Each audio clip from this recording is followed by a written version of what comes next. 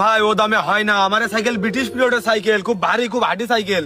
আমি আপনার কাছে 1000 চাইতে পারতাম, মাত্র চাইছে 800 টাকা। 800 টাকা দিয়ে সাইকেলটা নেন, আপনার উপকার হবে, লাভ হবে না। নেন তাহলে, আপনি 800 টাকা বলেছেন, 750 টাকা নেন। আমার সাইকেলটা খুব পছন্দ হয়েছে, নেন। ভাই তাহলে আপনি নীতি রাজি আছেন? সাইকেলটা খুব শখের ছিল, ওই এক কাজ করে নেন, নেওয়ার পরে এই সবকিছু খুলে ফেলবেন, খুলে ফেলে একদম রং চং করে আপনি সাইকেলটা পাল্টে নেবেন, বুঝেছেন? মানে মনে হবে আপনার সাইকেল নতুন, আপনি কিনেছেন নতুন। ও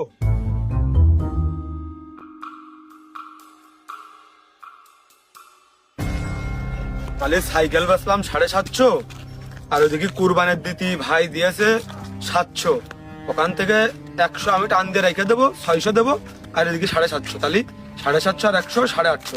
যাক, ভালো হবে না।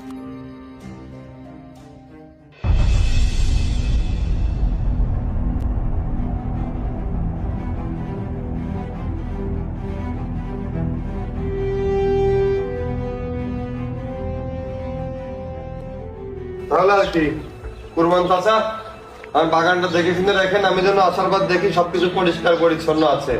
আর মাসুদ, কি অবস্থা তোমার বলো? ভাই আমার ওই যে সাইকেলটা আপনি উপহার দিলেন, ওই সাইকেলটা আজকে সকালে হারাই গেছে। কি বলো মাসুদ, তুমি একটু দেখে শুনে রাখবা না? তুমি জানো ওই সাইকেলটা আমার কত স্মৃতি। ওই সাইকেলটা আমার দাদাকে ইংরেজ জমিদার উপহার দিয়েছিল। ইস, ভাই আমার ভুলে গেছে, ক্ষমা সুন্দর দৃষ্টিতে দেখবেন, এমন ভুল আর হবে না ভাই। ঠিক আছে মাসুদ, যাই হয়েছে আর কি, তোমার বিষয়টা আমার মাথায় আসছে, আমি ঘুরে এসে তোমার ব্যাপারে কথা বলবো। আর কুরবান চা, আর কিছু দরকার? আসলে বাবু, আমার ছেলেটার জন্য ওষুধ পানি কিনে ডাক্তার বাবুকে দেওয়ার পরে খাওয়ার জন্য আর কিছুই থাকছে না। আপনি একটু ওই মাসুদ সাহেবকে বলে দেন না আর 100 টাকা বাড়িয়ে দিতে। বাবু, আমি আপনাকে বলিলাম না, এই গরিবের খুব লোভ হয়। ছেলেটা অসুস্থ, চোখের সামনে মারা যাবে নাকি? আর খাওয়ার তো দরকার নাকি? এটা খাবার না দুটলে হয়? মাসুদ, তাহলে শোনো, আমি না আসা পর্যন্ত তুমি কুরবান চাচাকে হোক বা অন্য লেবারদের হোক, যাকেই হোক, কোনো বাড়তি টাকা কাউকে দিবে না। কুরবান চাকে যা দেওয়া হচ্ছে আর 100 টাকা করে তাকে বেশি দিবা।